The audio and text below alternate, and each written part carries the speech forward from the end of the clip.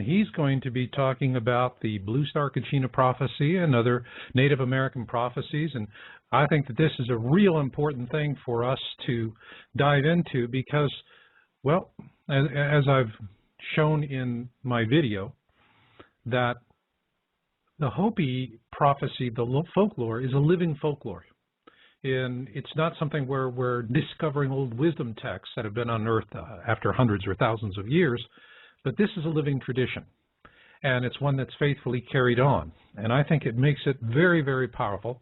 And so tonight we're going to have a really good in-depth conversation. And for those of you who want to join in and you've got questions, and I hope you do, also for those of you who got a question, we've got Susan, and she's in our virtual studio there in the chat room, and just make sure that she knows you're there and she's got your question, and she'll get it on so that we can go ahead and get your questions answered.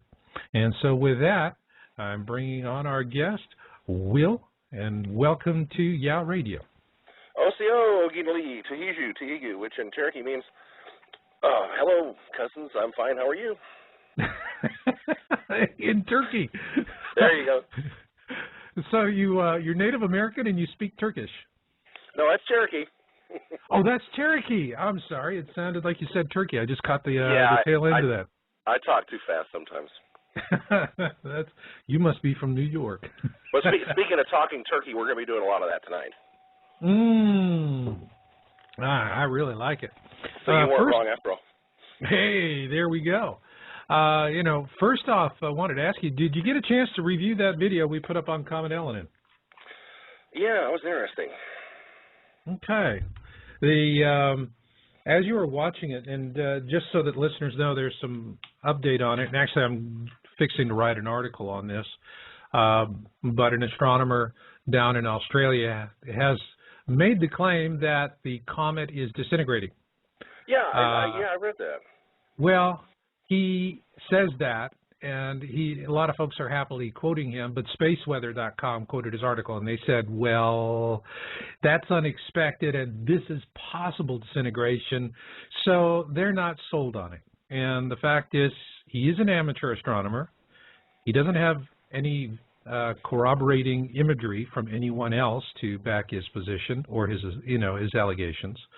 And two is, I've noticed with this fellow, he's really, excuse me for saying it, but he's just got a grudge, it seems, with those of us that have taken what they believe to be an unusual interest in a wimpy comet. Yeah. But the fact is, when you dig into it, and this is just, it's indicative of the whole story and the thing that for professional researchers like us, well, I'm not a professional, excuse me, I'm too honest for that. We'll call ourselves yeomen. Yeomen, yeah, right. I like that. Beam me up, baby. And so as yeomen researchers and folks that are just looking at it, we start tracking it back, and you go back to source, and then you see where these things evolve. The disinformation is ripe. It doesn't matter where you're at in any direction. It just keeps on going there. And I'm sure you've probably seen a huge amount of disinformation about Native American prophecy on this as well. Oh yeah, it just doesn't matter. Anybody that gets involved in this gets slammed every way you can imagine, and it's not something I would have chosen. It's not a path I would have chosen. And even Mad Bear Anderson, who was just revered, founder of the Native American American Indian movement and the spiritual movement that started it. There's some people accuse him of being a witch, so it all comes down to jealousy. Yeah. I found in life that, when I was a kid in school, I just couldn't understand why everybody didn't like me, because I liked everybody.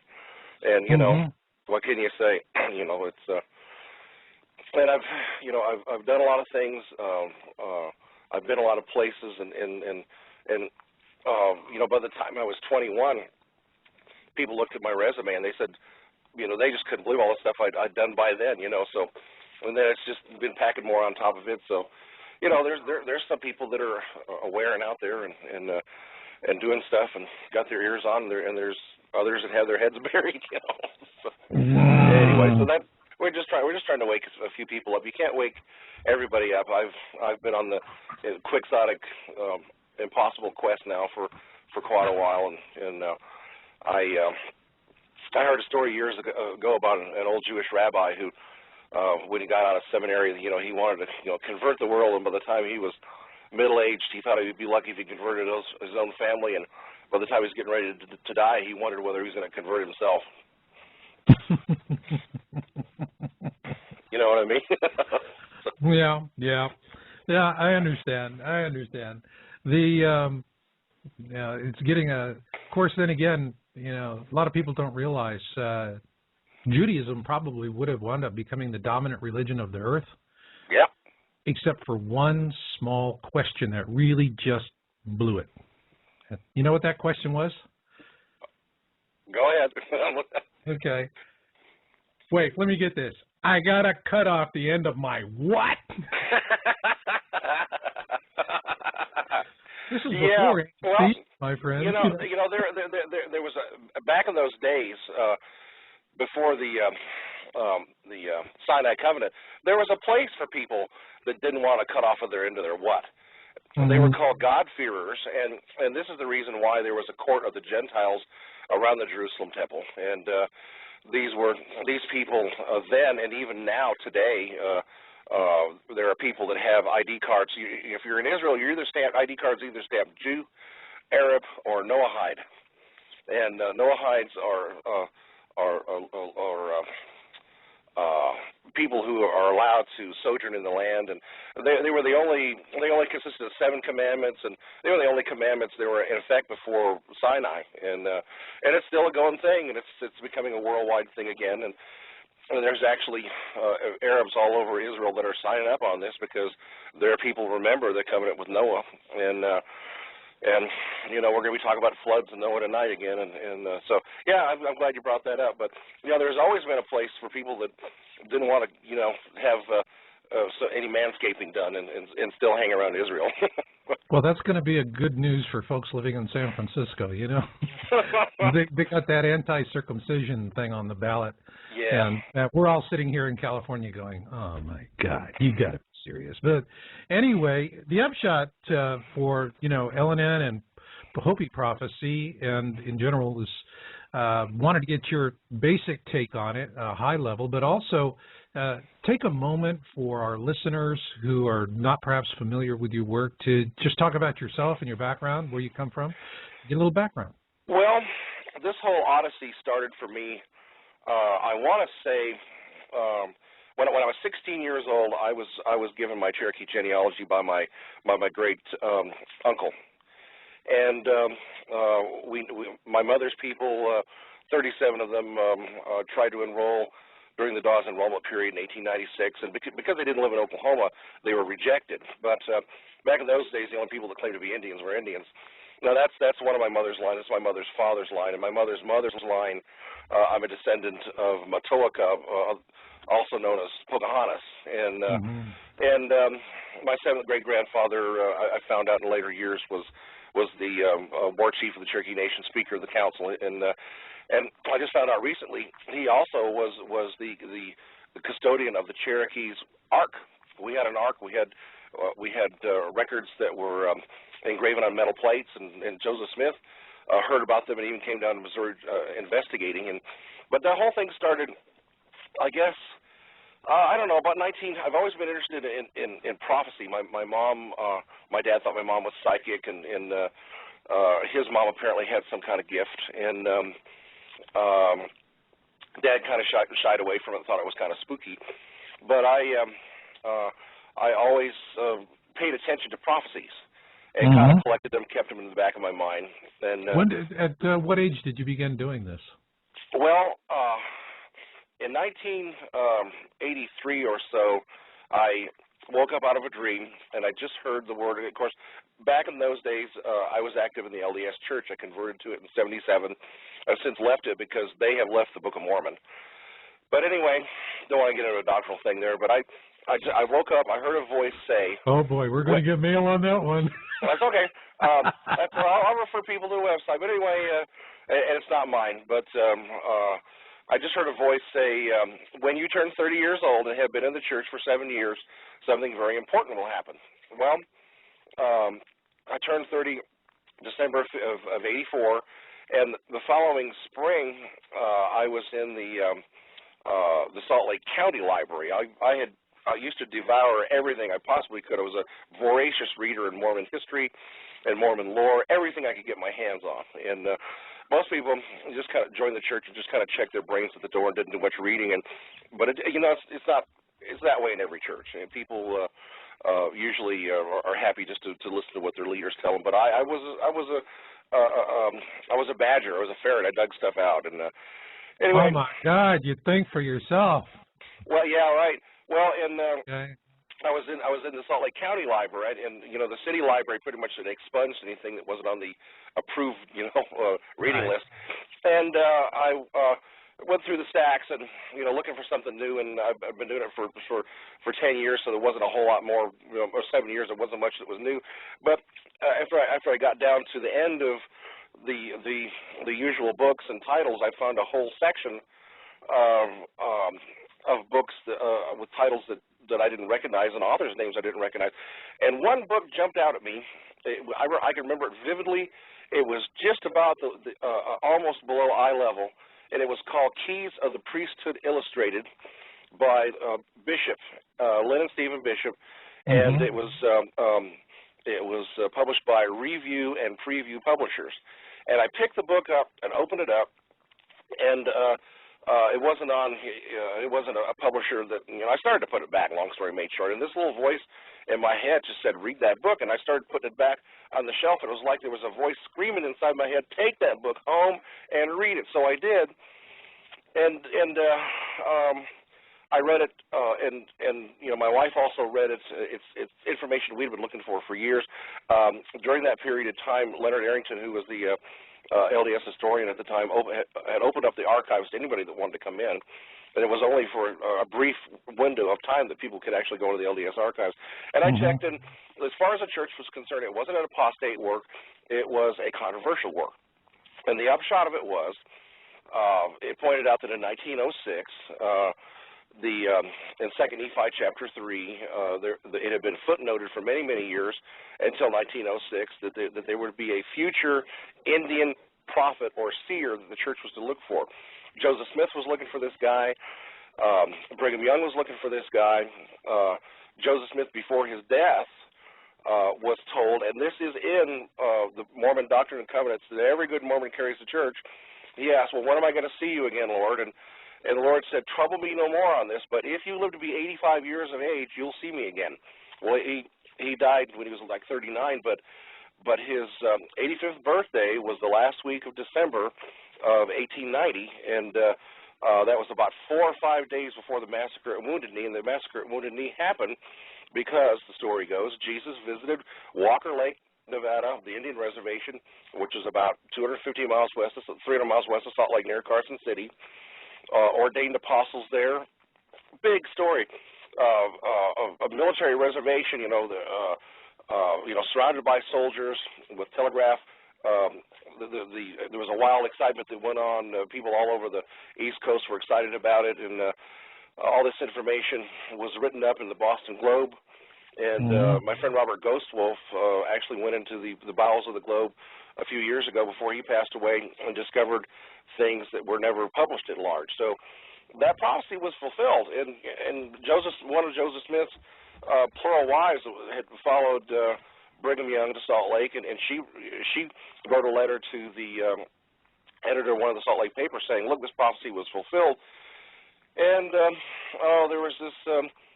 by that time, by 1880 or so, the church was just so tired of, they wanted to join the world, and they wanted to put a lot of things behind them, and that was the year of the manifesto, and it was a real watershed year. So it just kind of went right over their heads. And well, the question though is, when did, without getting too much into the politics of the church, you had this prophecy that they were waiting for Native American.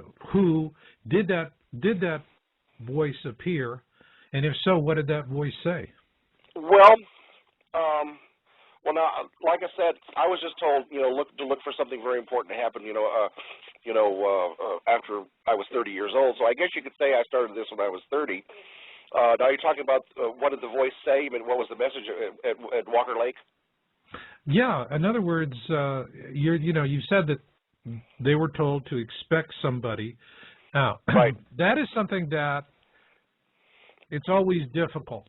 Prophecy is always a difficult thing, and I think that one of the big mistakes with prophecy that people make is they start talking in absolutes. And the problem with that is people that are giving prophetic visions, they're seeing one possible future. And, what we have to understand is that human free will changes things. I mean, it's a big reason for prophecy. It's to say you can change things, or you can at least mitigate the severity of certain events. Exactly. If you take it seriously. So it always has to be a bit relative. But did you, in your own opinion, come to see this, a fulfillment of this prophecy, or something approaching a fulfillment of this prophecy? Well, yeah, I really dug into it. I coming at it from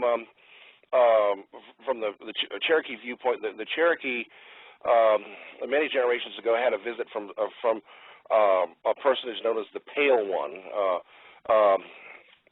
who had his skin just kind of glowed, light that glowed out of his eyes. We had a visit also from a personage who walked in. Cherokee used to live in South and Central America. We lived alongside the Mayans 1,500 years ago before the drought that drove us out. But there was a personage that walked in off of the Atlantic Ocean, and we said, "Well, who are you, and what do we call you?" And he said, "I don't care what you call me."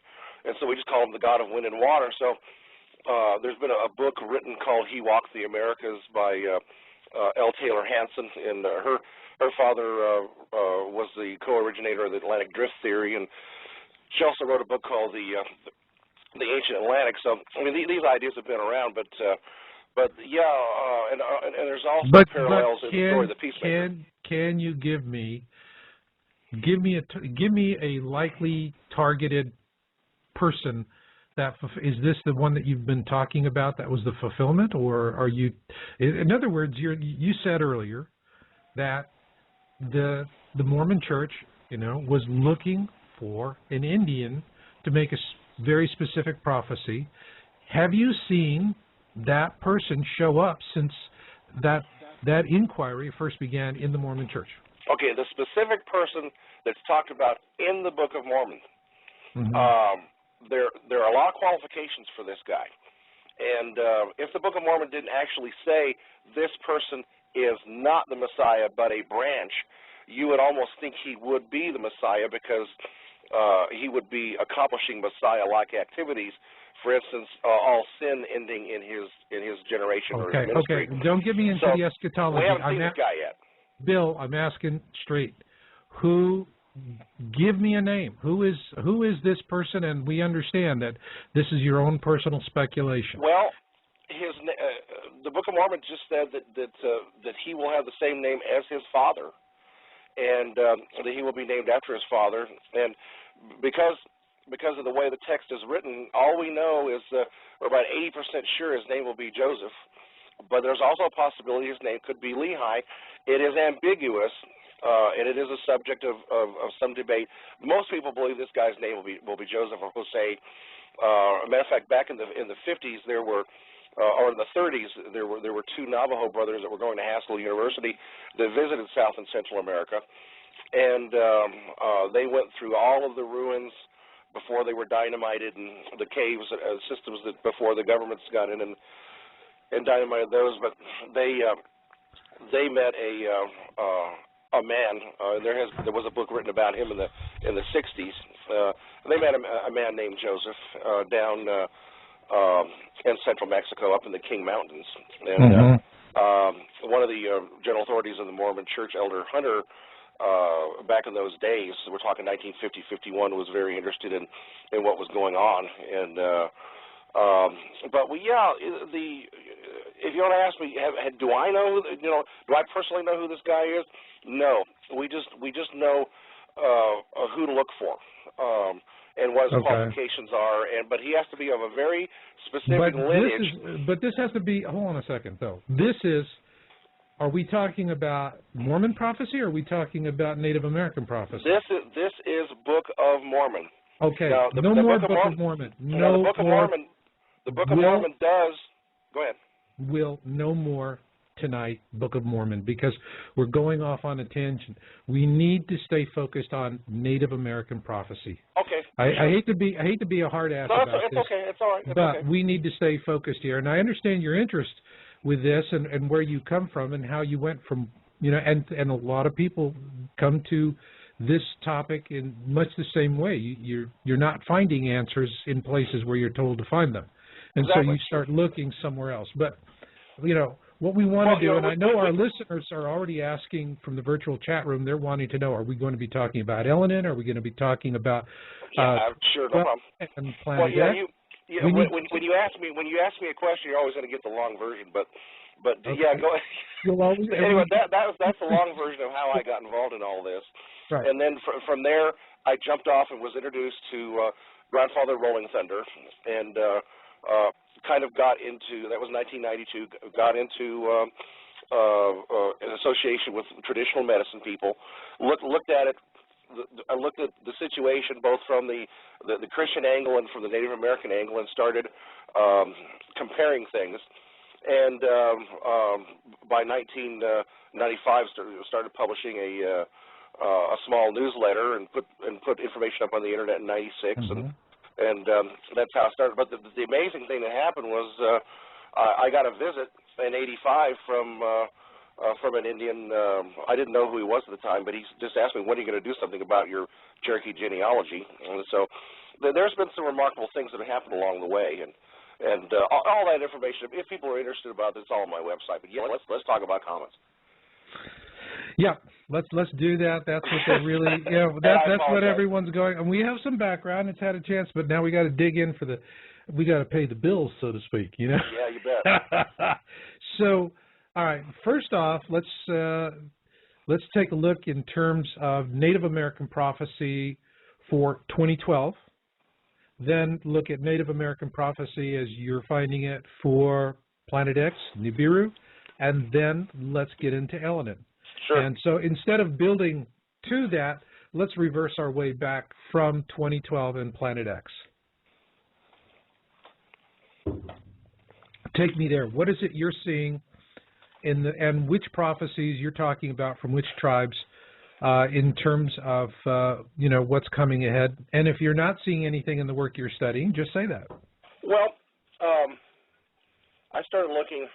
I have always, to call myself a skeptic kind of sounds funny, but I'm careful about what I look at. I don't take for granted things. And when people start talking about Planet X or Nibiru, I kind of almost purposely didn't delve into it a lot, and kind of let the Spirit guide me to whatever it wanted me to look at. And but just about the time I started Prophecy Keepers Radio, which is in early 2003, I was reading through Robert Goswell's website, and he had published some information that the Hopi elders had given him right after Hail Bop came through, which is in '96. And of course, I didn't know Wolf until about March of 2003. And this is how he and I met. I read this account that he had published in one of his books, and if people want to go back in his books, they can verify what I'm saying. Okay, tell us. But one of the elders told him that 7 years from the time Hail Bop or the twins passed through, that there would be a star that would be discovered. It would be a very, very small star. It would take a telescope to find it. They wouldn't really even be looking for it. And I thought, gee, that's interesting. And it just so happened that I was reading that prophecy at the end of the month of the 7-year period, and I thought, wow, this is really interesting. So I went over and got on the NASA website, and guess what? I discovered 2-3 weeks before I found out about this information, a very small red dwarf star had been discovered out about 10 light years from here. Somebody from space.com wrote an article about this, and they can click over from my website at prophecykeepers.com. And this guy was, from a scientific viewpoint, writing about this particular star and commenting on the possibility of disruption of the solar system. And you know, he wasn't saying, hey, it's going to happen. You know, basically he was saying, hey, anything's possible. Right. But you know, but I thought it was interesting that he was talking about this particular star. And but what the elders said is that that 7 year, and the kicker was this red star would be discovered when the blue star Kachina was in the sky, and the brightest comet ever seen was Comet Neat, and it was in the sky when this red dwarf star was discovered. I was just going, holy moly! I mean, this is an obvious fulfillment of what the elders had predicted, but all they said was that it was going to be a beginning of a new cycle. So I've been sitting, waiting, going, okay, tick-tock, you know, okay, new cycle, what does that mean? And when you run around with Native Americans, you have to be real patient. And so I started interviewed a couple of mine elders over the next couple of years, and I interviewed Carlos Barrios, interviewed Hunbat's men, and the two of them basically said, hey, you know, we really don't understand all the excitement about 2012 because, you know, we know how to read all of the mind glyphs.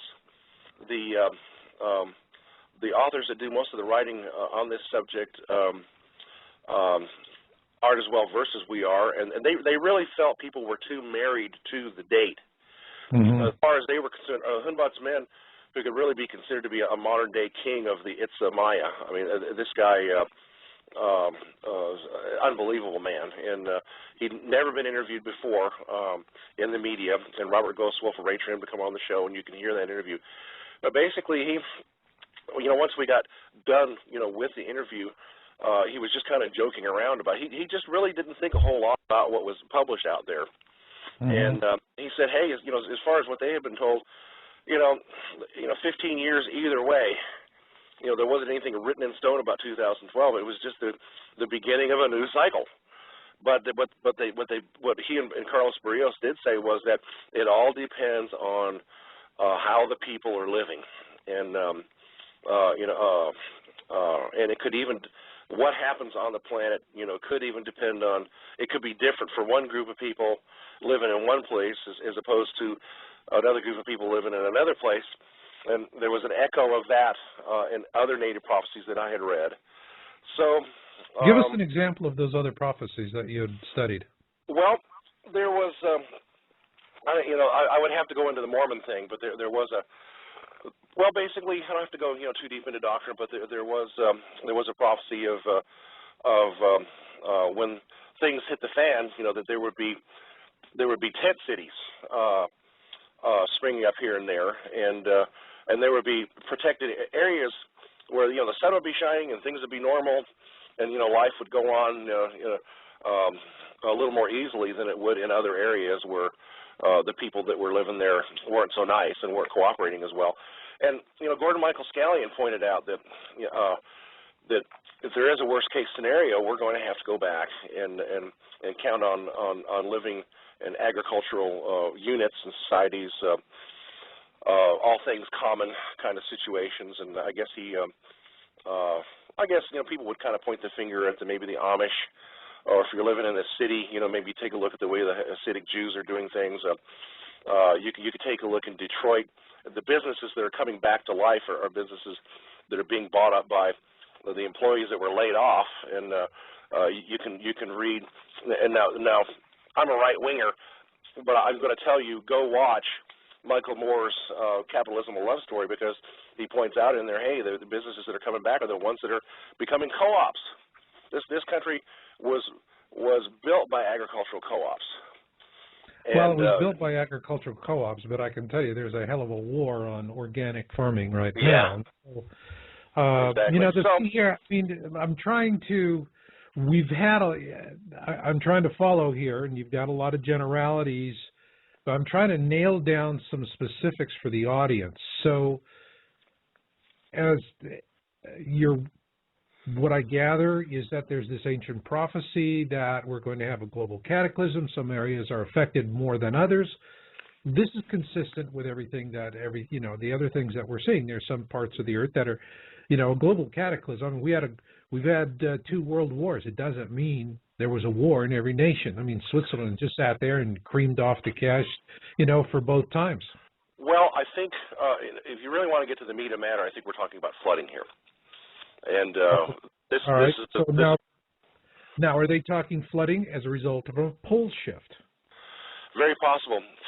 When I discovered, well, let's put it this way, and we're going to go. Everything kind of hinges on this information I found out in 2003 that there would be a star that would be discovered, and it would start a new cycle. And when I started looking around at different cultures, I found out that there was a tradition inside the Catholic Church that said that there would be a star that would be discovered, and that their mystics were looking for a certain star. And on that same web page, I read that in the mid '80s, Pope John Paul was kind of buttonholed by some people in Germany who were strong believers in the Catholic tradition, and they were saying, look, the third Fatima prophecy, we were told, should have been fulfilled by now.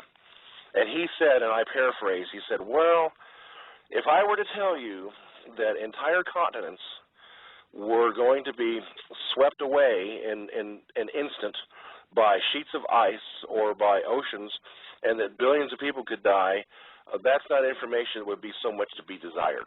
And now that was published in Stimme des Glaubens magazine in about 1984. So, okay.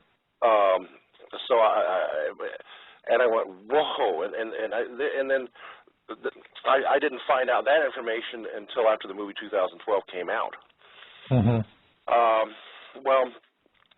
back in 1991 was kind of a wake-up year for me because my wife and I befriended a fellow by the name of Rocco de Villiers.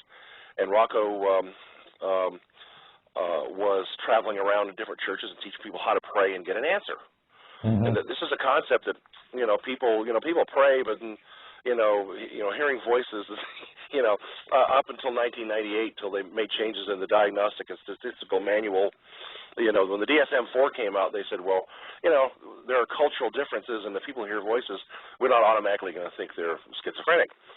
So the door was open in psychology, to the possibility that maybe we ought to listen to some people. But in 1991, I had already began visiting with the Grandfather Rolling Thunder and some other leaders in Nevada, and I was taught, look, you don't go to an elder or ask questions unless you've really thought out what you're going to ask. And then when Rocco was teaching, when you're going to pray and you're going to expect to get an answer, have a plan. And you need to write down, what you're going to ask for because sometimes, like in the Bible, I believe it was Daniel, it was 20 days before he ever got an answer to a prayer. But anyway, I sat down on the edge of the bed, got real quiet, kind of slowed down my breathing, and I just said, Lord, and asked a certain question. And I said, and I don't want to repeat the question because it isn't really cogent, but the answer to my question was the flood. And I thought to myself, a flood? Well, we were supposedly told that there isn't going to be another flood. Well, you don't know what the question was, and you talked about I'd have to go in. I'll tell everybody. I know you didn't want to go into Mormonism, but long story short, Joseph Smith said that someday something would happen and that there would be a migration of Mormons from Utah back to the center of the country, and they would have to take a horseshoe-shaped route. So I just said, Lord, why is this going to happen? And I felt, after a few minutes, it took 5 or 10 minutes, and my body kind of felt like it was starting to vibrate a little bit. And, kind of like, I don't know if you've ever woken up out of a dream. Marshall, have you ever woke up out of a dream and your body was vibrating like you were on a bed that was vibrating? Well, I mean, yeah, you have a profound thing and it hits you. And so, I mean, but in this case, you had a dream. You just said. No, I was awake sitting on the edge of the bed. But, okay, and my body started vibrating, and I heard two words in my head, and those two words were the flood. And I thought, gee, that's really weird, you know, the flood. And I thought, So, okay. you know, over a period of years. The flood future tense or flood past tense? Okay, future. so, and this dream or this incident where this experience you had was when? What year? 1991. Okay, so you had this in 1991. You're asking this question. All right, and in 1991, you were at this time just getting into your Native American roots? I started in 89.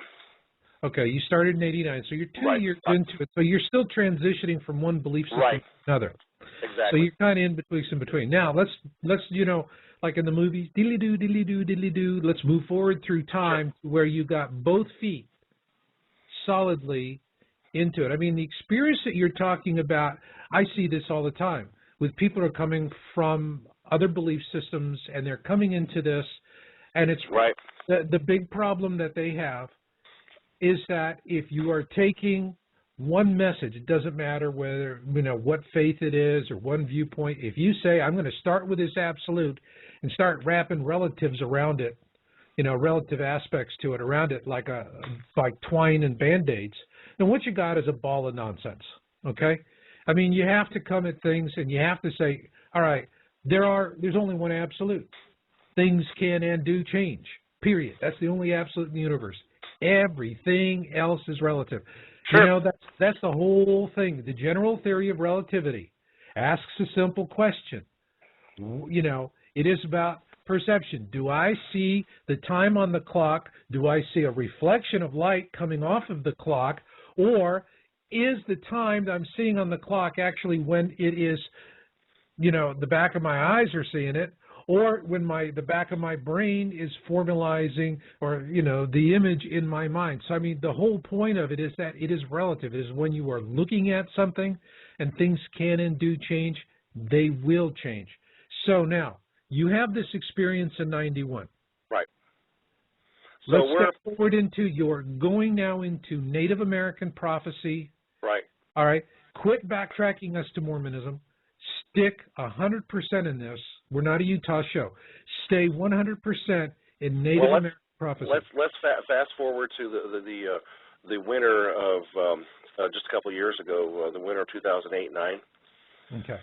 I was visiting with Talks to White Buffalo, who was now I had interviewed him on my show several years previous, and I was visiting with him and his wife in East Texas that winter, and I was going through all this information that I was going through with you, and when I told him about hearing about the flood, he started laughing, and I said, Buffalo, what are you laughing about?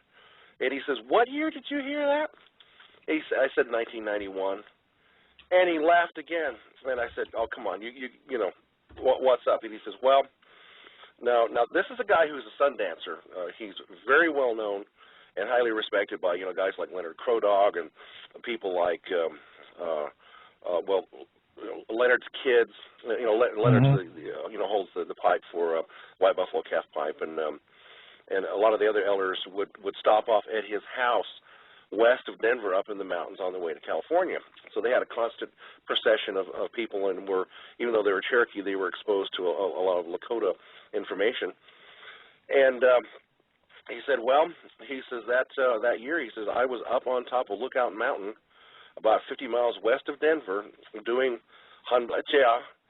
Vision Quest. And he said, I was facing east, and he said, I saw, he says, you can see the Great Plains. You can see for hundreds of miles east of Denver that way. And I said, I saw a giant wave come across the Great Waves, the Great Plains, and he says it was just like it flushed Denver like a toilet. Wow.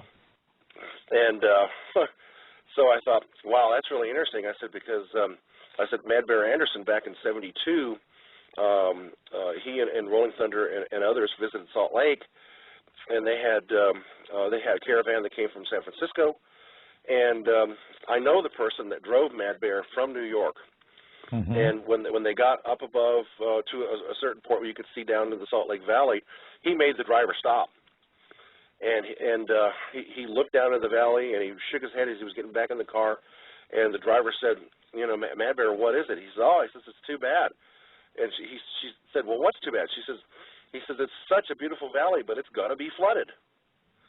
And so, you know, she drove him down into Salt Lake, and without introducing him, saying, you know, this building is that or that building, he pointed out, oh, that building there with a gold statue on top. He said, the water's going to come all the way up to the bottom of that gold statue. So, you know, here recently, you know, there was supposedly a map, you know, of dubious provenance, I'm sure, but supposedly from Navy sources that, tell me that Intermountain West could be flooded again. Okay. Now, this man that had this vision, what tribe is he from? Now, that's Mad Bear Anderson. That's, okay. He's the guy that traveled all over the world as a merchant seaman in the 1950s, and was the spiritual founder of the American Indian movement. And what tribe is he from? Tuscarora. He was a lord of the Iroquois Confederacy. He was one of the sachems of the Six Nations Iroquois. Okay. Very highly respected. He was the medicine man at Alcatraz. He's the person that established the Haudenosaunee passport system. If you've ever watched whale wars, those guys fly the Six Nations flag, and they all carry Haudenosaunee passports. Haudenosaunee is another word for Iroquois Six Nations. Mm-hmm. He was the guy that got the Miccosukee Seminoles federally recognized because he went and talked to Fidel Castro, and Castro said, well, the United States won't recognize them, I'll recognize them, and about 10 seconds later, they got a letter from the Secretary of the Interior. So this man was a very, very influential, very, very heavy-duty medicine man. Now, when did he say... I didn't know him, but Rolling Thunder, my teacher, Rolling Thunder, was a very close compadre of him. Okay. And, you know, the thing here that is interesting, he's seeing Denver flooded. Did he have any time frame on it? Nope. Okay, so he just had a vision of a prophetic vision. Right. All right. And now when the movie 2012 came out, or I knew it was going to be coming out soon, I knew that, well, I heard rumors that something like this was going to happen. And back in 2005, Patrick Gerald put up a website at howtosurvive2012.com. And Patrick has been featured on History Channel shows and oh yeah, I mean they love him. They eat him up because he's very extreme and very interesting, photogenic and all of that. So I mean he's not I'm not saying photogenic in a handsome way. He's an interesting character to put on a screen, and it's very, very intense. And so he's always popping up on these because, quite frankly, a lot of this stuff that's comes on, they're trying to be entertaining, and they can be entertaining with Patrick Gerald because his views are the most extreme in the genre. You know, what he's saying is that the planet is going to stop spinning, all right, and then go another direction. Now there's prophecy that would, that is going to happen, and with him seeing a vision of flooding in Denver. I mean, I know that 2 weeks, I was in the Loma Prieta earthquake in '89. 2 weeks before that, I was driving home. I lived on the west coast of San Francisco, and as I turned off the freeway and looking straight out to sea, I saw a wall of water coming at San Francisco from one end of my vision to the other, and it was so real, it scared the hell out of me. I stopped, pulled the car over. Well, 2 weeks later we had the quakes. So I mean, it's one of those things where you see something dramatic like that happen, and something dramatic can happen, but it may not necessarily be exactly what you've seen. That was my experience. But this is true, because if you go into the dream encyclopedias, and when you dream about a tsunami, there's going to be big changes coming. Mm-hmm.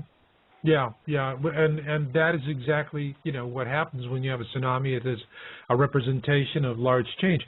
Now, do we have you delved into Hopi prophecy at all? Yeah. Okay.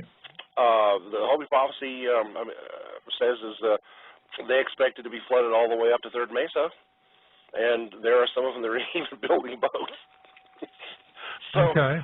Yeah, now this is kind of interesting because about 10 years ago I was watching some History Channel show, and and I can't remember the name of it, and I've gone back and tried to figure out which one it was, but it just pointed out that geologically there's a lot of underground water, and it pointed out that the show was probably about volcanism, and it pointed out that if the Earth started heating up, that this water, the desert itself, this water could come up right out of the ground, and it could be a very large event, and it may have been a show that was talking about Yellowstone. I just can't remember, but I do remember seeing that the scientists were talking about this. I do remember it was History Channel, but it's within the realm of possibility.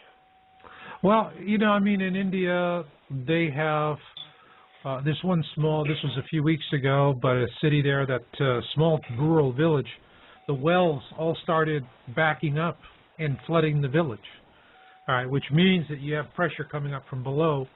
So, yeah, I mean, you have water coming up. Look at the Olagala aquifer in the central U.S. There's large aquifers in the Midwest and in Arizona, other places. So if the ground is being pushed up, yeah, I mean, there could be flooding from that. There could be any number of things.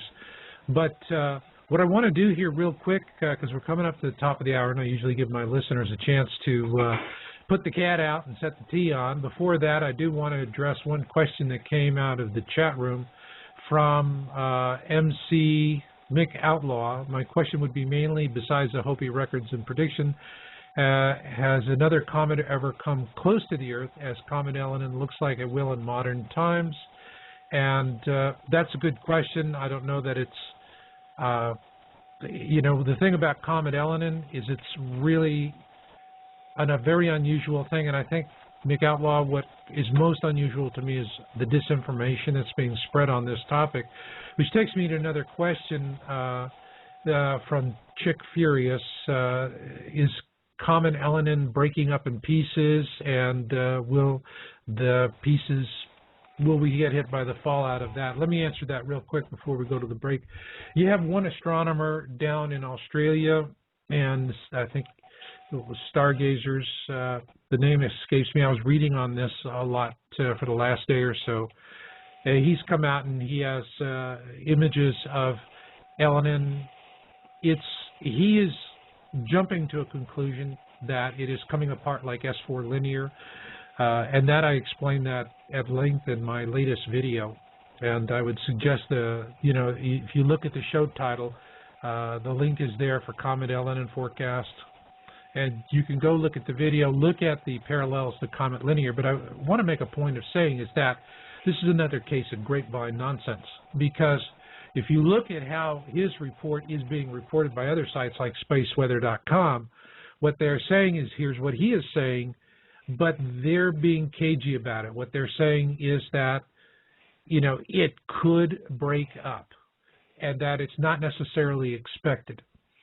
So they're being very reserved. I think this one amateur astronomer is without corroboration from other astronomers or observatories. I think he's jumping to a conclusion. Personally, myself, if Elenin just smacks up into a bunch of little pieces and becomes nothing but space junk, whoopee, I would love nothing more. You know, I'm not in this for, oh, yeah, see, there's a disaster. I was right. You know, like, oh, God, I'd rather be wrong and have people having a good laugh at my expense. So the thing about Elenin is that one possible explanation for the dimming is that it's the surface ice that's ablated and come off. And but as I recall, David Morrison at NASA, you know, he's the official poo-poo guy. You know, move along, nothing to see here. But even he admitted NASA does not have good imagery of the nucleus of this comet.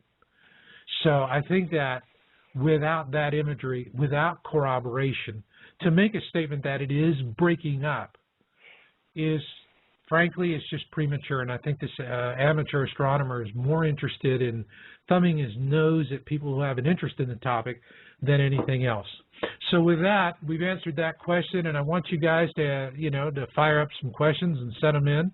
And we're going to take a quick break now. I'm going to play a favorite of mine, Glenn Miller, In the Mood, because I'm in the mood for some Hopi prophets. And so we'll get to that. So, folks, put on the tea, put out the cat. We'll see you in a few. start kind of giving folks out there a Native American Indian Prophecy 101 and focusing on this present time, Comet Elenin, moving forward into 2012. So, and the big thing here with Comet Elenin is there is the Hopi prophecy. Now, the blue star Kachina, red star Kachina, this is what everyone is really fascinated with. So what I'd like for you to do, William, is from the perspective of the research that you've done, explain blue star and red star Kachina. Well, this would all go back to 2003. According to my interpretation was that it all hinged on the elders said 7 years from the time Hale-Bopp disappeared, certain things would happen, and they did happen. That that red dwarf star was discovered just 5 or 10 light years from us when the time Comet Neat was in the sky. So as far as I'm concerned, that's your red star and blue star Kachina. But the Hopi elders, I mean, they're so general. They will tell you that when comets come through, they are harbingers, they are messengers. Pay attention to what's going on. But as far as any individual comet, now you told me in an email something about the nephews. Was there something that you had read concerning Marshall? Well, I've been reading the Blue Star Kachina prophecy, and I mean, it's something where the one thing I see where Comet Holmes has been called the Blue Kachina, other comments, but the way I read the prophecy is that the blue star Kachina comes with nephews. All right, so it's not traveling alone.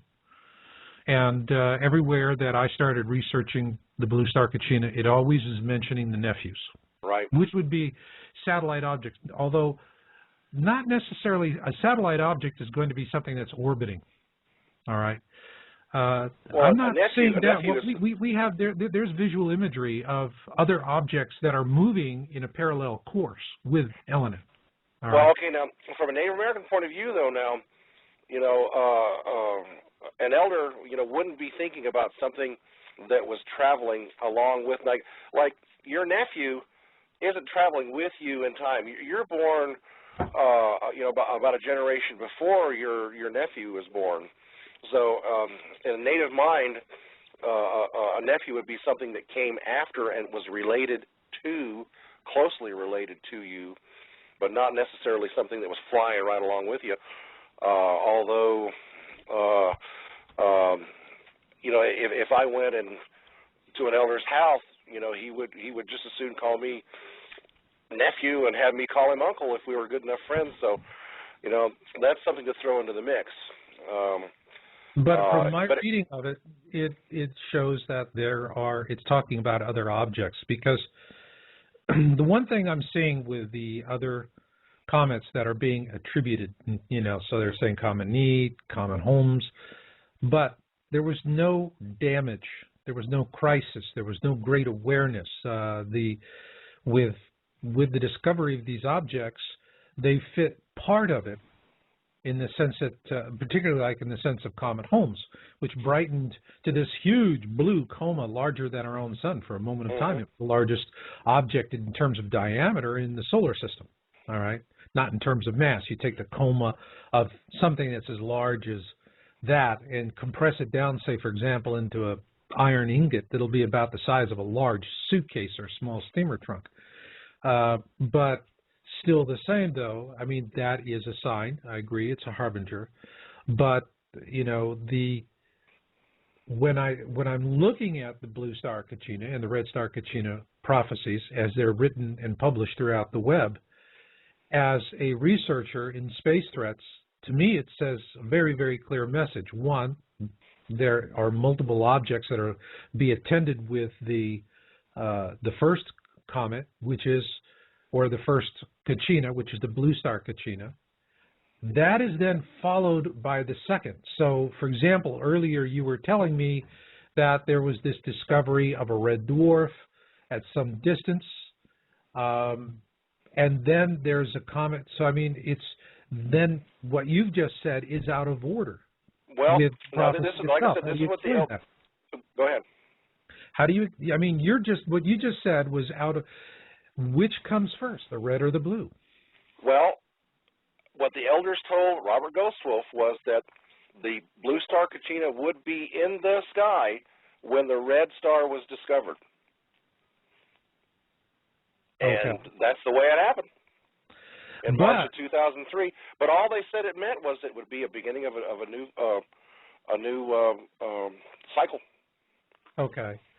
So now these elders, are these Hopi elders or of another These are tribe? the same elders that Robert Ghostwolf had on the Art Bell show. Okay. But I mean, are these elders, what nation are they from? Hopi. Okay. Yeah, they went on. They didn't reveal their names. He got them on there twice when Art Bell was still broadcasting, and because they were threatened. And you can read the transcript of at least one of those. Who threatened them? That I don't know, but they were threatened.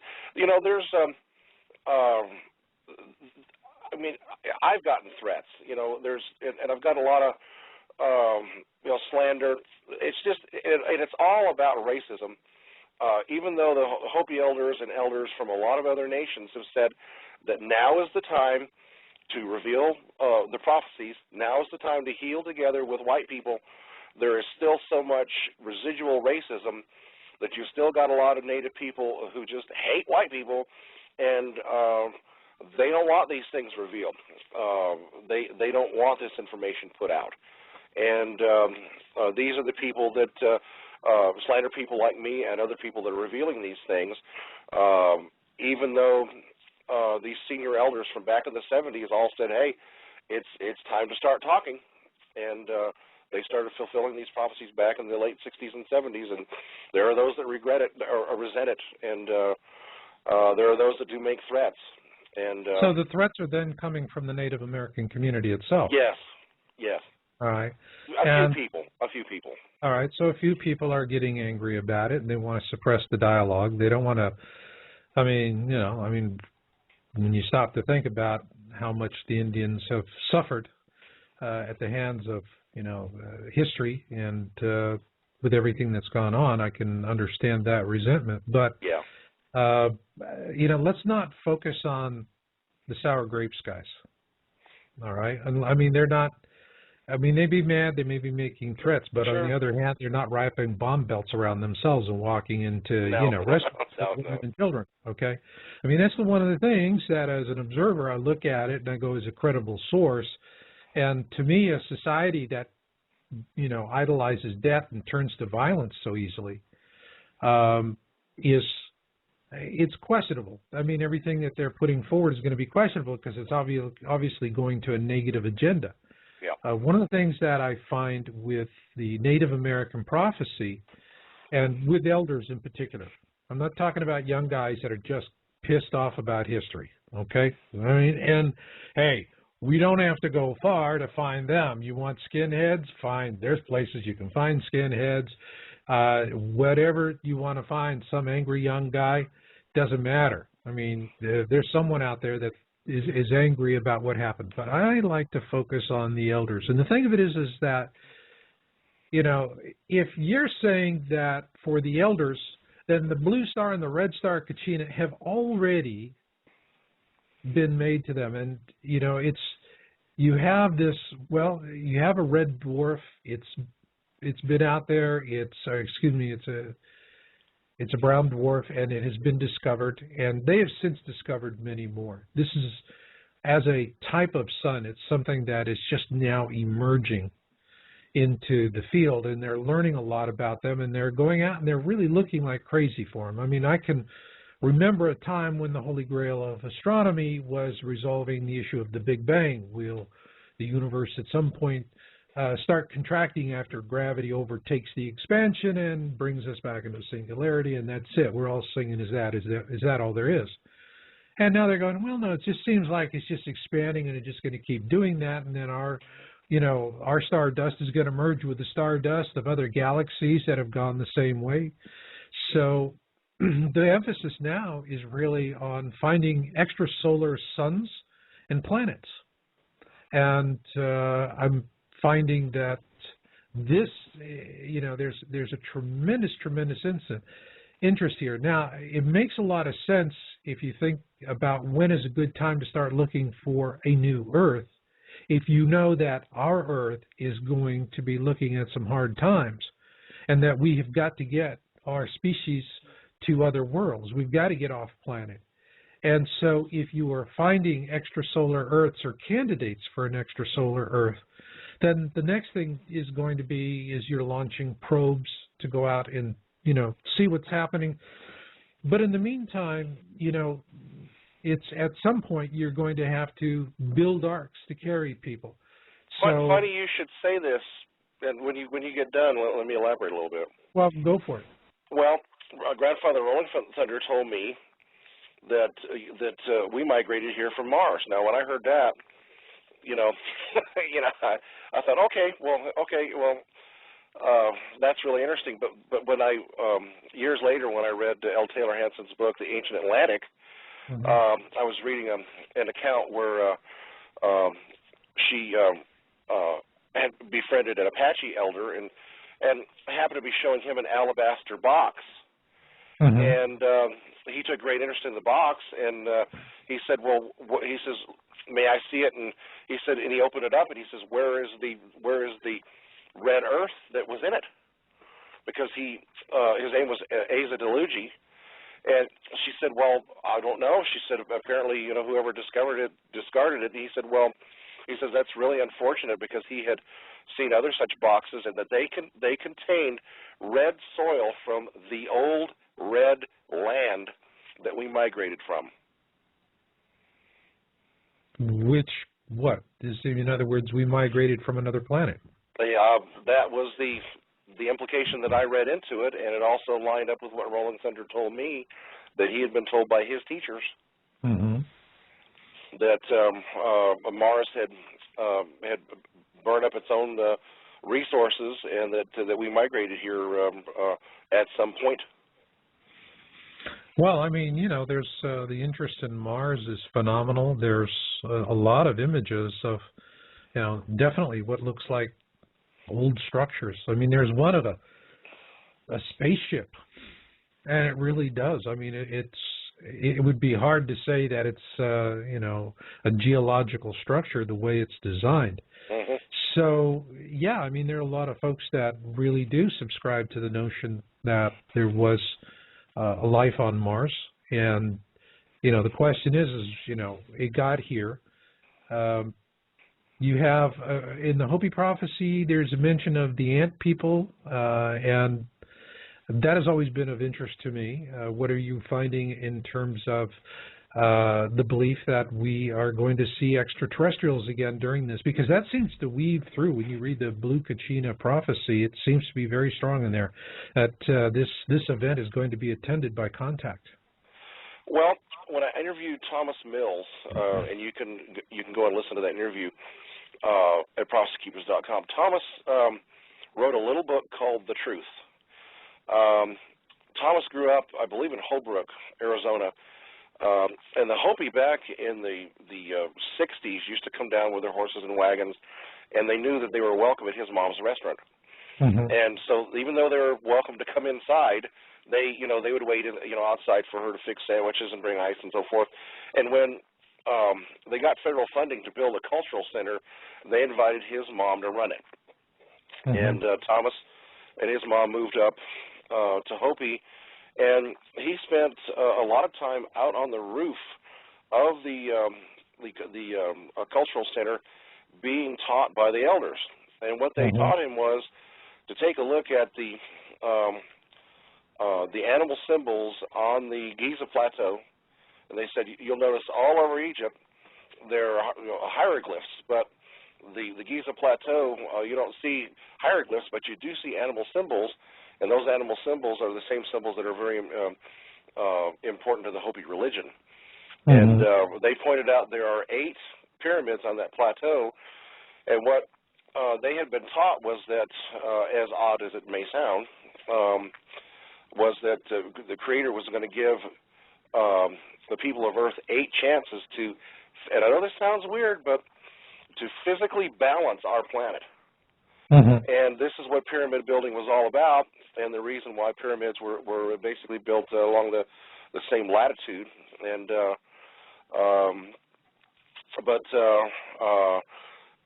now this resonated with me because the person that introduced me to Grandfather Rolling Thunder was Zula Brinkerhoff, and Zula, going back to the late 50s, had been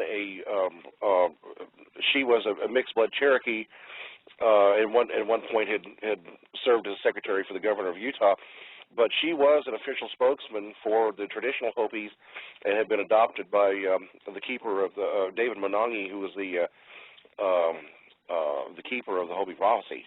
So, and they had always they told her that they believed that that they migrated here from the Middle East.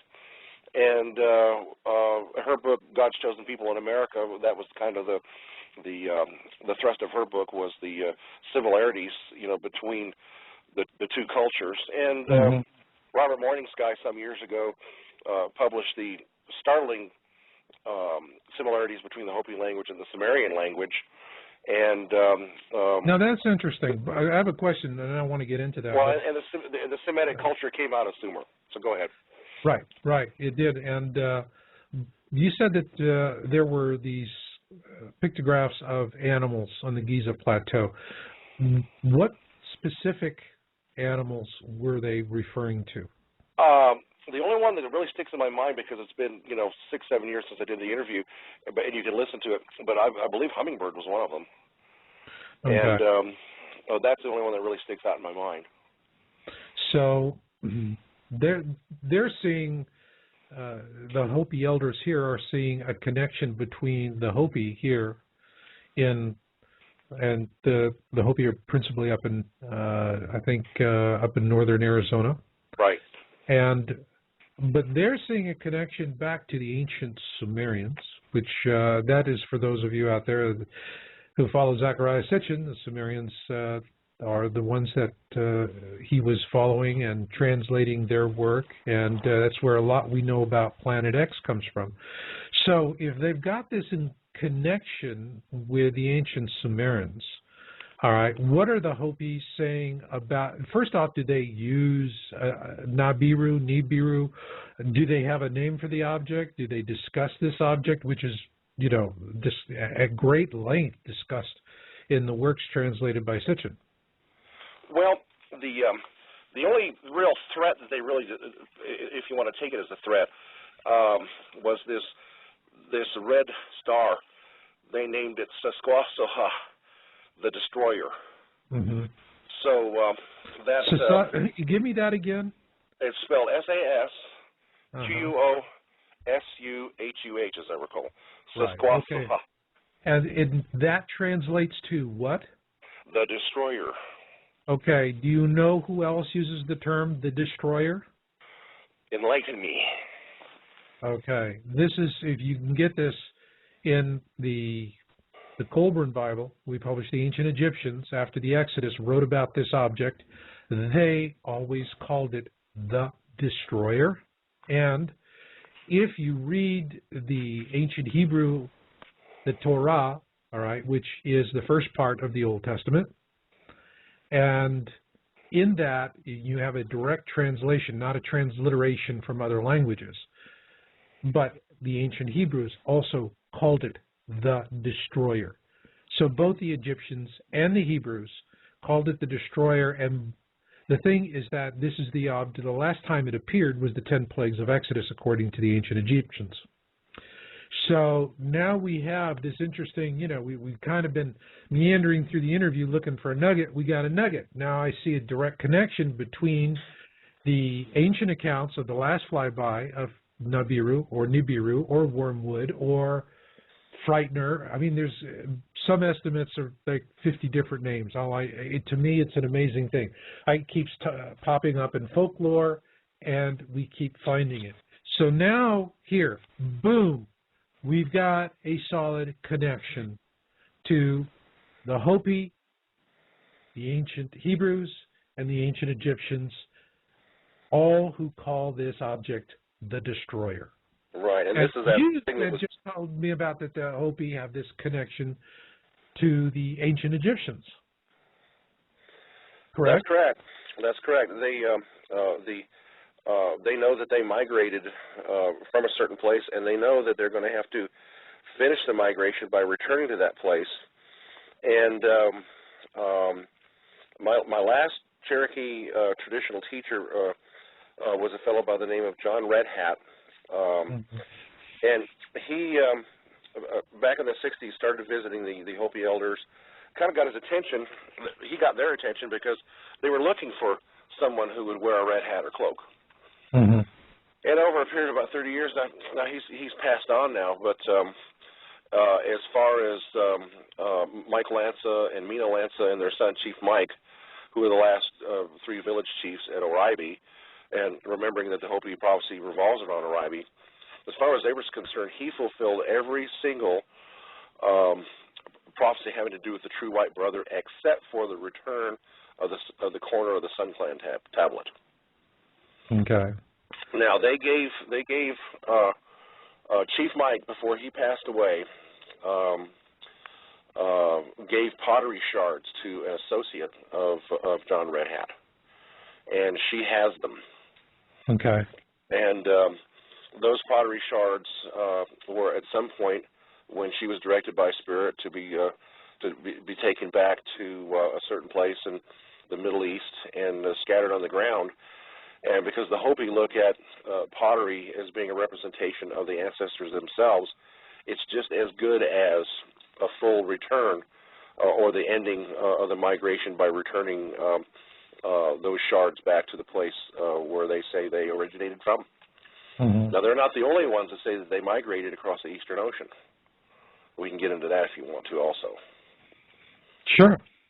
You know, I mean, it's we have one question here, though, from the virtual chat room. I want to throw it at you. Sure. Susan tossed this one over through the transom. This is from TechHead 123. Are the Hopi connected with the ancient Sumerians? Well, according to, if you'll put in the words Robert Morning Sky, and then the word Sumerian and the word Hopi on a Google search, you'll come up with a page that will show you a direct correlation between the Sumerian language and the Hopi language. Okay. Well, what is that, just for the listeners? Well, I can't remember. It's been some time since I looked at it, but he shows 10 or 12 direct, very obvious that the Hopi language and the Sumerian language equal certain concepts with very, very minor linguistic difference. And but like I said, it's been so long since I read it. I just remember that Morning Sky put that information up. It's been up on the internet since 1996. Okay. So that's findable. Okay. So then they can go in and dig up on that. When you're and if anybody wants to email me, webmaster@prophecykeepers.com. You know, I'm not at my computer right now, and be glad to give them pointers or links to anything. Okay, that's helpful. And the link to your site is up there on the show announcement, so somebody it'll take them right to your site, and they can connect with you directly there. Now, let's look at, in terms of where we're at right now, with what the Hopi and other tribes are doing at this time. Well, they're dancing and they're praying. The people that I'm in contact with, a lot of them are sun dancers, and these people, if you go to a sun dance, sometimes really amazing things happen there. I'm talking about whirlwinds, and they've known for some time that things are going to be happening. Now, these wildfires that have been sweeping the plains, my friend Jimmy Ten Rivers of the Membranio Apache out in Walsenburg, Colorado, I met him back in January 2008, and he was telling me about a friend of his who was a Lakota that lived nearby him, that his elders had told him that there would be great changes coming right after wildfires swept the prairies, and they've had tremendous wildfires this last year, as you'll recall. And so they were to look, what they were to do when they saw these wildfires sweeping the prairies was to prepare a place for elders to come and sit down and talk together and make plans. And this is what they've been trying to do with very meager resources. And but just the idea of knowing what to do and when certainly is helpful, because when you start getting into native prophecy, a lot of it is pretty general and pretty ambiguous and, like herding cats. But that is a direct, that's something that's happening now, if that's helpful. So, I mean, what exactly are they planning for and preparing for? Well, major earth changes, obviously. Just getting ready for disasters, getting ready for trying to figure out a way to house people and feed them. And at this point, coming to a meeting of minds is really important, because with the federalization of tribes at the beginning of, in the 1930s and 40s and going forward, there's been a big split in Native America. The tribes that have money look down on the tribes that don't. And but Madbear Anderson said that, oddly enough, a prophecy that he published years ago, he said that after it talked about a red snake, a white snake, and a black snake. And he said that the white snake would arrive here, and that the native people would watch as the red snake came over the poles and engaged the white snake in a battle for some period of time. And of course, this is the Indian people are standing back watching this battle, and they said at some point a black snake would swim out of the ocean and would kind of change the picture of things to the point where both the red and white snake would be fighting the black snake, and they would be engaged in a battle for quite some time. And eventually that they would be driven back into the ocean and would swim away and would never, trouble the people here. But they said at that time that the native people would be released from their reservations, and that they would get together in the hilly country and burn tobacco and get to know each other again. So I'm kind of looking at the economy, and if you go into President Obama's speech, he talked about breaking up tribes. If the federal government fails, there's not going to be any more money. There's not going to be federally recognized tribes that have got money to lord over the tribes that chose, or the small pockets and groups of people that chose not to get involved with the federal system. So I see this as a failing economy. Of course, the white snake being white people, the red snake being white people associated with communism. And I see the black snake. I never really understood what the black snake was going to be till this whole thing started happening with Muslim extremism. If that helps. If my answer is getting too long, just let me know. But we have this, but also in the back of my mind, I had something earlier that you said about their dancing, right? They're dancing now. They sure are. They're starting to ghost dance again too. They're starting to which ghost is very dance. Important. Now, my reading of the Blue Star Kachina prophecies, when the Blue Star Kachina appears, that's when the dancing stops. Yeah, they said that at some point all Hopi ceremonialism will stop, and that they will really begin a new religion, a new way. They'll actually leave from where they are in Arizona and go to the Four Corners area and start a new tribe with the remnants of whatever people are still around and still willing to cooperate and get together and do things. Okay, but if this is then part of the Blue Star Kachina prophecy, that when this object appears, that the dancing stops, all right, then if the dancing has not yet stopped, that means the Blue Star Kachina has not yet appeared. So to say it's Comet Neat or it's Comet Holmes, it's something that would look like it, But if they're dancing, how could those other two comets be the blue star Kachina? Well, now they didn't say they were going to stop dancing. What the prophet said was Hopi ceremonialism would cease. Mm-hmm. Now, Hopi ceremonialism is something completely different from say, just getting together and dancing. It's how so? Well, the Hopi religious system is something that's completely unique from the system of all the other nations, and so I wouldn't go to that place and say that they're going to stop dancing, if you know what I mean. I don't. But the ceremony, in other words, the point here, Bill, is that they're dancing, and they're still dancing right now. So the question then is, how does the prophecy work if if a key concept in that prophecy is that the dancing stops, or even the ceremony stops? So you still have the ceremonies, you still have the dancing. This hasn't stopped. So well, what has stopped? There were some things that happened a few years ago where there were Hopi sacred items that were stolen from the place that they were hidden. Mm-hmm. And these items were associated with the rites of passage that Hopi men had to go through mm-hmm. in order to be considered men. And of course, the whole interest in Hopi ceremonialism has waned. So it's winding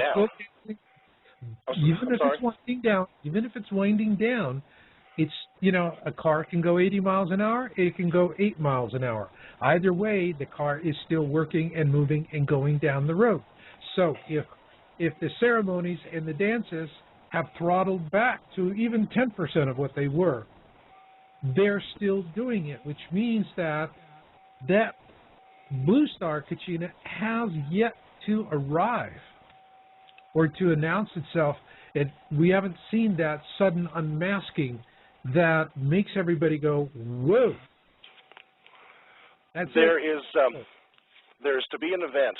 I was told that the exact timing of this had to do with a sighting through a certain hole in the roof of a certain kiva, and that this would be the fulfillment of the blue star Kachina dancing above the plaza. You're familiar with that point in Hopi prophecy, and that would be the end.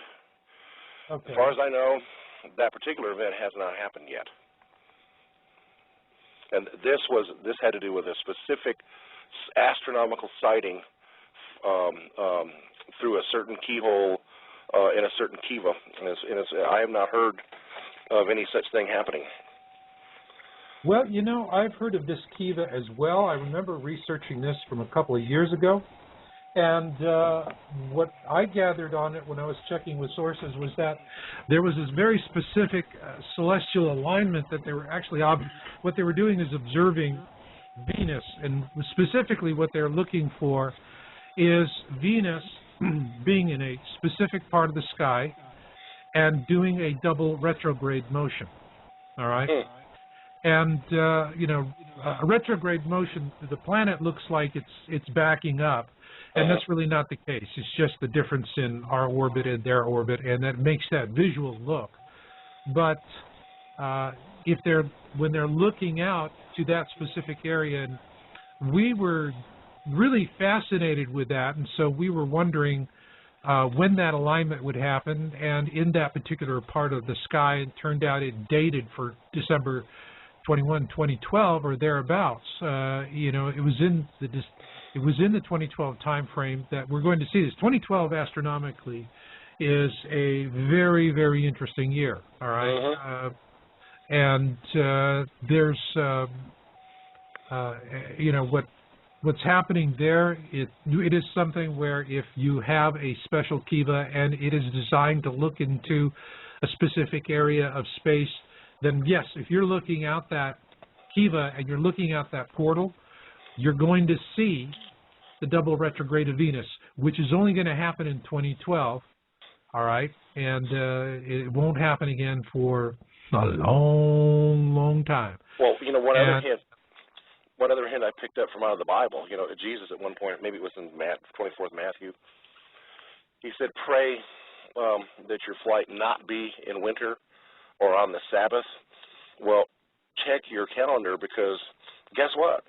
21st of December 2012 is on a Sabbath, and it's the first day of winter. So I don't know what that means, but I thought it was interesting when I actually looked at the calendar. And sometimes things just occur to me to go take a look, to look for a parallel, and that one popped out at me.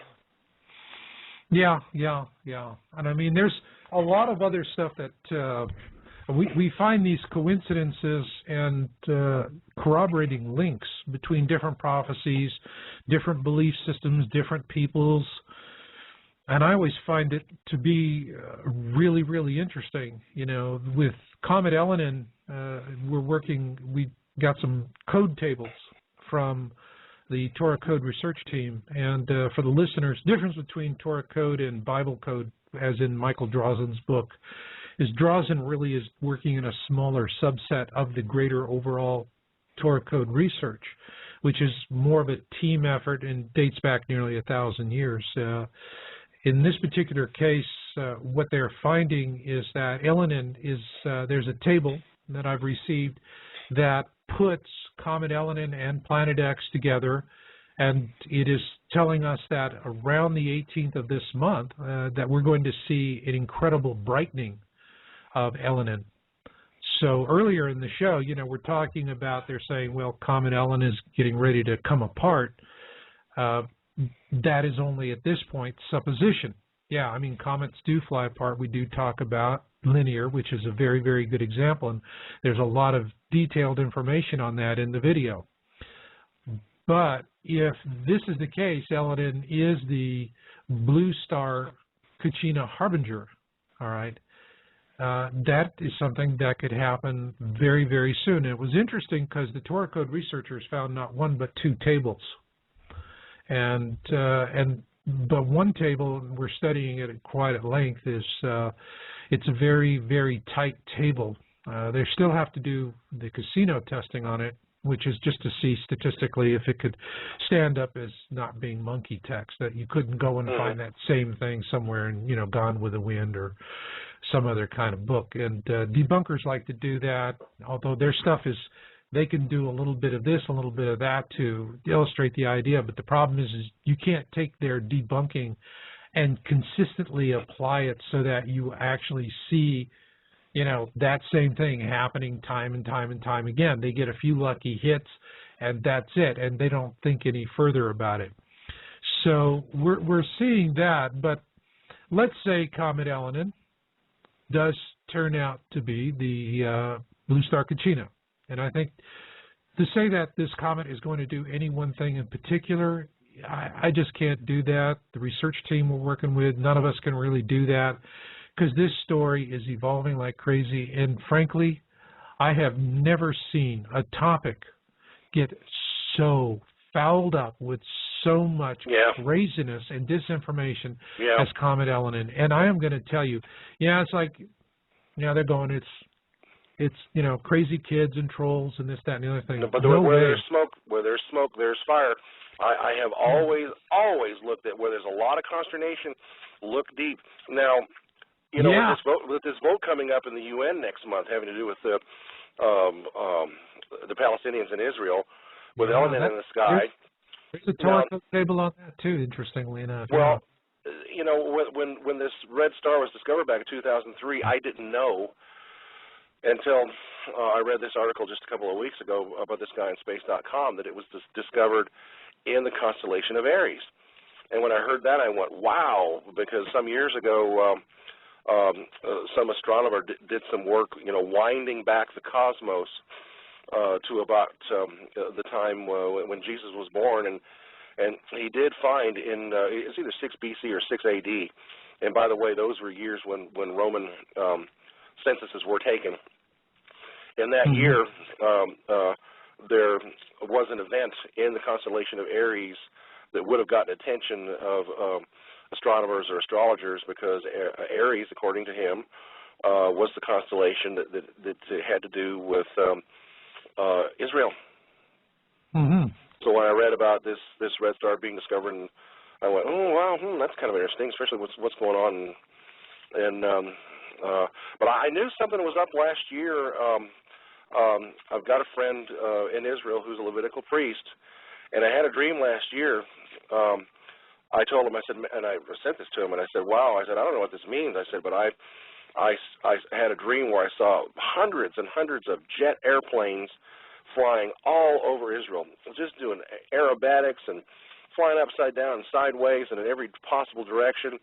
And I said, Rabbi, I don't know what this means, but I said, something's up.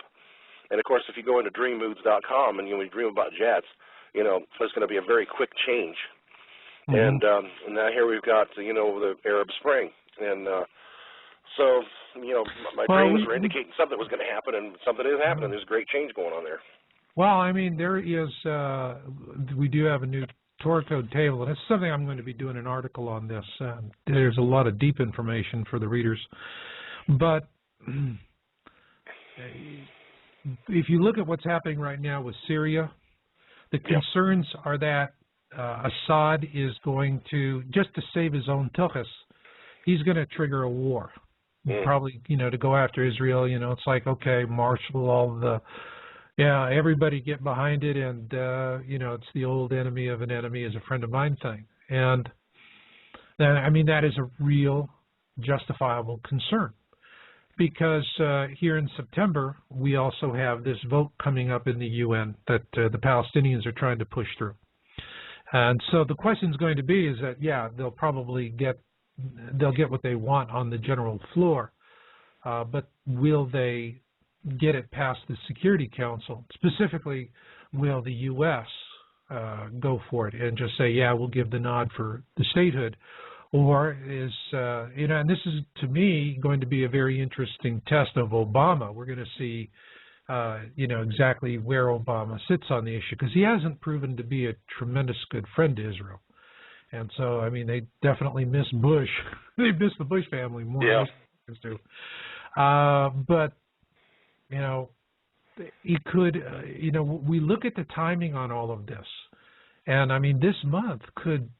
Convergence, all kinds of things are converging. And we're in September, September, October, the days of awe, these are the time when things happen in Israel.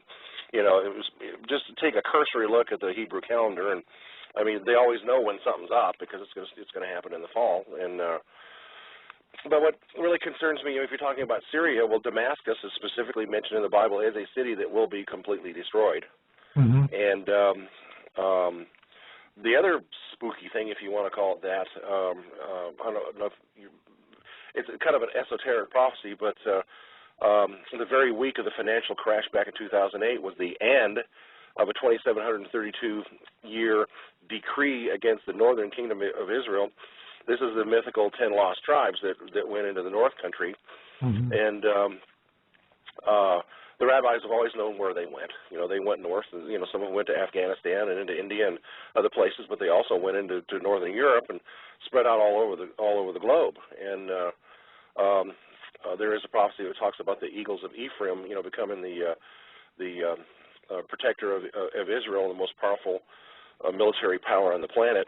And so it looks like if you take a look at it, the way it looks like that's the way it happened. And but it just things are popping, and this next year is going to be really interesting.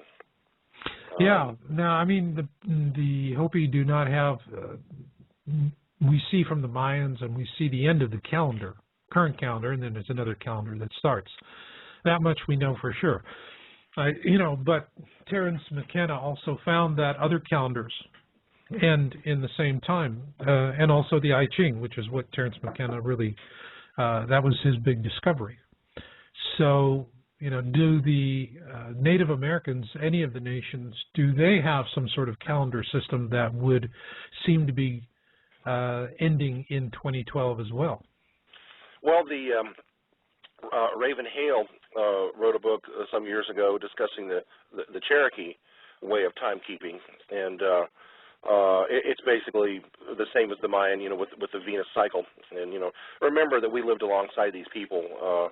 You can go to CherokeeDiscovery.com and you can read about some of the information about how the Cherokee lived alongside the Mayans. And but that final Mayan glyph, showing them pouring out this huge vase full of water, and the coming of the age of Aquarius and the end of the Mayan calendar having to do with the pouring out of water, and with all the flooding and things that are going on.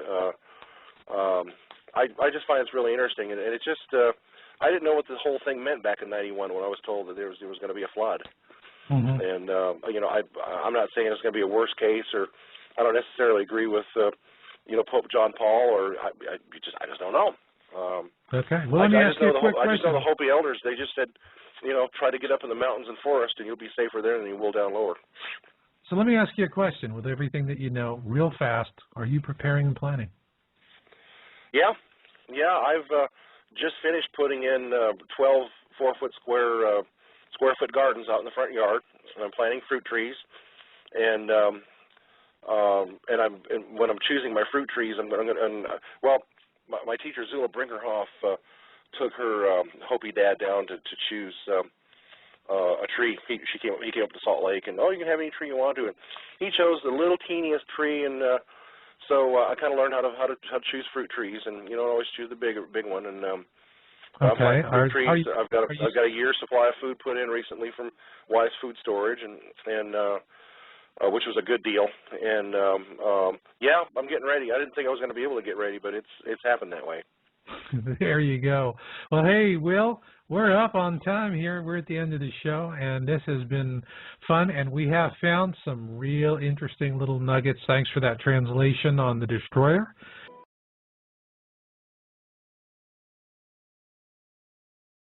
And he's going to be talking about the Blue Star Kachina prophecy and other Native American prophecies. And I think that this is a real important thing for us to dive into because, well, as I've shown in my video, that the Hopi prophecy, the folklore, is a living folklore. And it's not something where we're discovering old wisdom texts that have been unearthed after hundreds or thousands of years. But this is a living tradition, and it's one that's faithfully carried on. And I think it makes it very, very powerful. And so tonight we're going to have a really good in-depth conversation. And for those of you who want to join in and you've got questions, and I hope you do, also for those of you who got a question, we've got Susan, and she's in our virtual studio there in the chat room, and just make sure that she knows you're there and she's got your question, and she'll get it on so that we can go ahead and get your questions answered. And so with that, I'm bringing on our guest, Will, and welcome to YA Radio.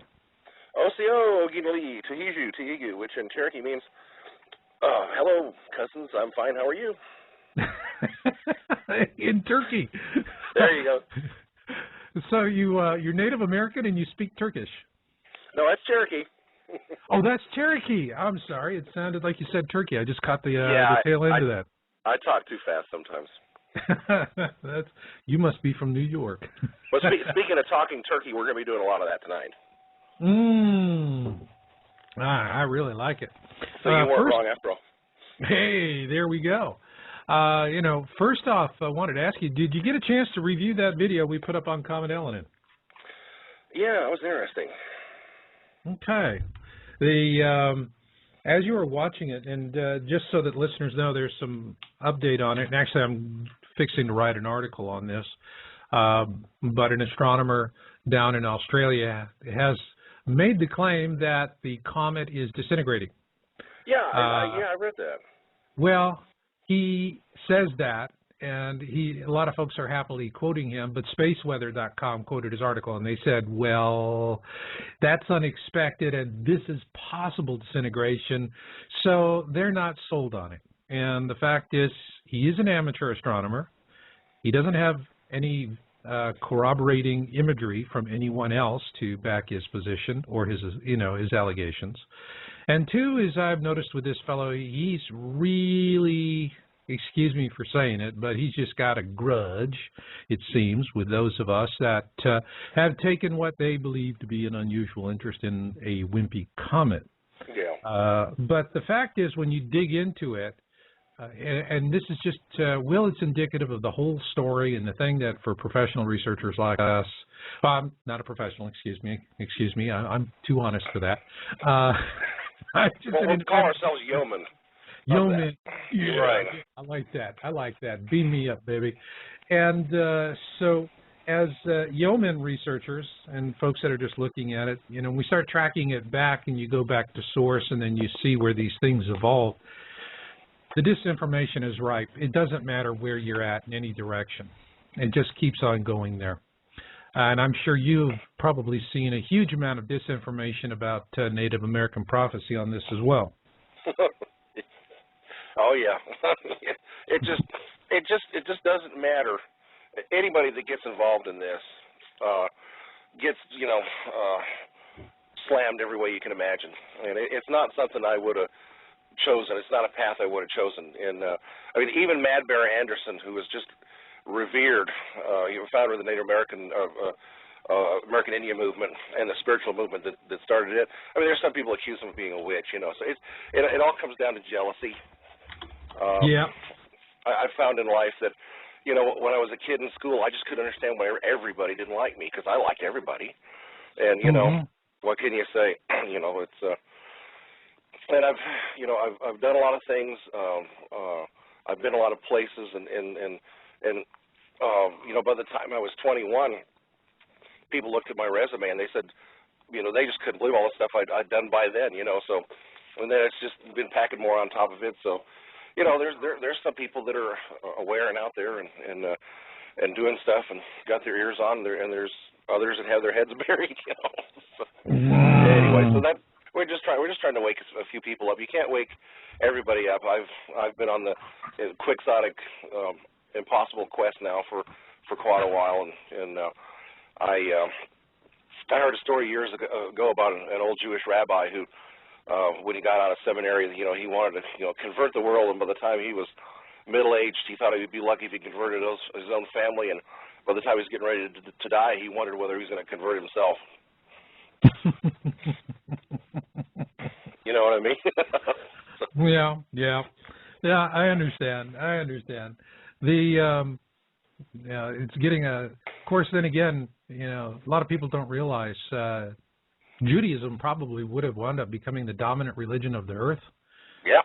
Except for one small question that really just blew it.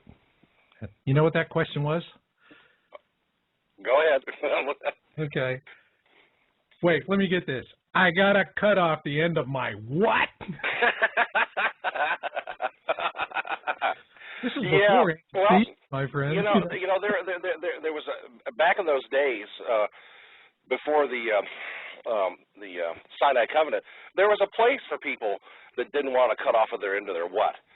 Mm-hmm. They were called God-fearers, and this is the reason why there was a court of the Gentiles around the Jerusalem temple. And these people then and even now today, there are people that have ID cards. If you're in Israel, you're either stamped ID cards, either stamped Jew, Arab, or Noahide. And Noahides are people who are allowed to sojourn in the land, and they only consisted of 7 commandments, and they were the only commandments that were in effect before Sinai, and it's still a going thing, and it's becoming a worldwide thing again, and there's actually Arabs all over Israel that are signing up on this because their people remember the covenant with Noah, and we're going to be talking about floods and Noah tonight again, and so yeah, I'm glad you brought that up. But there's always been a place for people that didn't want to have any manscaping done and still hang around Israel. Well, that's going to be a good news for folks living in San Francisco. They got that anti-circumcision thing on the ballot.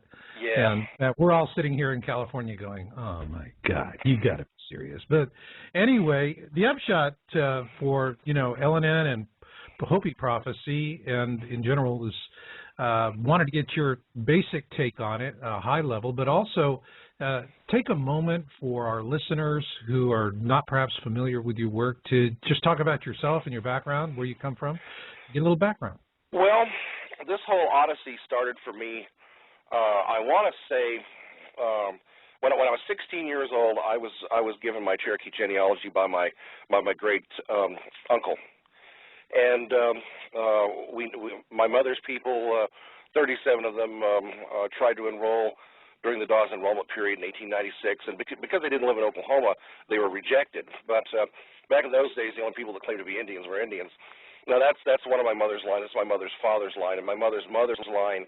I'm a descendant of Matoaka, also known as Pocahontas, and my seventh great grandfather, I found out in later years, was the war chief of the Cherokee Nation, Speaker of the Council, and I just found out recently he also was the custodian of the Cherokee's Ark. We had an Ark. We had records that were engraven on metal plates, and Joseph Smith heard about them and even came down to Missouri investigating. But the whole thing started, I guess, I don't know, about 19. I've always been interested in prophecy. My dad thought my mom was psychic, and his mom apparently had some kind of gift, and Dad kind of shied away from it and thought it was kind of spooky. But I always paid attention to prophecies and kind of collected them, kept them in the back of my mind. And at what age did you begin doing this? Well, in 1983 or so, I woke up out of a dream, and I just heard the word. And of course, back in those days, I was active in the LDS Church. I converted to it in '77. I've since left it because they have left the Book of Mormon. But anyway, don't want to get into a doctrinal thing there, but I woke up, I heard a voice say... Oh, boy, we're going to get mail on that one. That's okay. I'll refer people to the website. But anyway, and it's not mine, but I just heard a voice say, when you turn 30 years old and have been in the church for 7 years, something very important will happen. Well, I turned 30 December of '84, and the following spring, I was in the Salt Lake County Library. I used to devour everything I possibly could. I was a voracious reader in Mormon history and Mormon lore, everything I could get my hands on. And most people just kind of joined the church and just kind of checked their brains at the door and didn't do much reading. But it's that way in every church. And people usually are happy just to listen to what their leaders tell them. But I was a badger. I was a ferret. I dug stuff out. And anyway. Oh my God! You think for yourself. Well, yeah, right. Well, and okay. I was in the Salt Lake County Library, and the city library pretty much expunged anything that wasn't on the approved reading list. And I went through the stacks and looking for something new, and I've been doing it for 10 years, so there wasn't a whole lot more. Or 7 years, there wasn't much that was new. But after I got down to the end of the usual books and titles, I found a whole section of books with titles that I didn't recognize and authors' names I didn't recognize. And one book jumped out at me. I can remember it vividly. It was just about the almost below eye level, and it was called Keys of the Priesthood Illustrated by Bishop, Lynn and Stephen Bishop, and it was published by Review and Preview Publishers. And I picked the book up and opened it up, and it wasn't a publisher that I started to put it back. Long story made short, and this little voice in my head just said, "Read that book," and I started putting it back on the shelf. It was like there was a voice screaming inside my head, "Take that book home and read it." So I did, and I read it, and my wife also read it. It's information we'd been looking for years. During that period of time, Leonard Arrington, who was the LDS historian at the time, had opened up the archives to anybody that wanted to come in, and it was only for a brief window of time that people could actually go to the LDS archives. And I checked, and as far as the church was concerned, it wasn't an apostate work, it was a controversial work. And the upshot of it was, it pointed out that in 1906, in 2 Nephi chapter 3, it had been footnoted for many, many years until 1906 that there would be a future Indian prophet or seer that the church was to look for. Joseph Smith was looking for this guy. Brigham Young was looking for this guy. Joseph Smith, before his death, was told, and this is in the Mormon Doctrine and Covenants that every good Mormon carries to church. He asked, well, when am I going to see you again, Lord? And the Lord said, trouble me no more on this, but if you live to be 85 years of age, you'll see me again.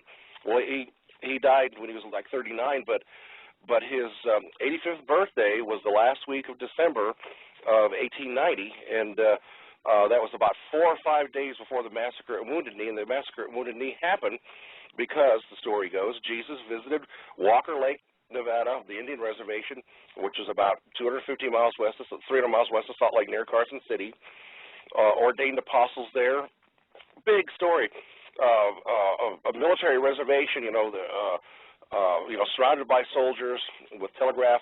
There was a wild excitement that went on. People all over the East Coast were excited about it, and all this information was written up in the Boston Globe. And my friend Robert Ghostwolf actually went into the bowels of the Globe a few years ago before he passed away and discovered things that were never published at large. So that prophecy was fulfilled, and one of Joseph Smith's plural wives had followed Brigham Young to Salt Lake, and she wrote a letter to the editor of one of the Salt Lake papers saying, look, this prophecy was fulfilled. And there was this, by that time, by 1880 or so, the church was just so tired of, they wanted to join the world, and they wanted to put a lot of things behind them, and that was the year of the manifesto. And it was a real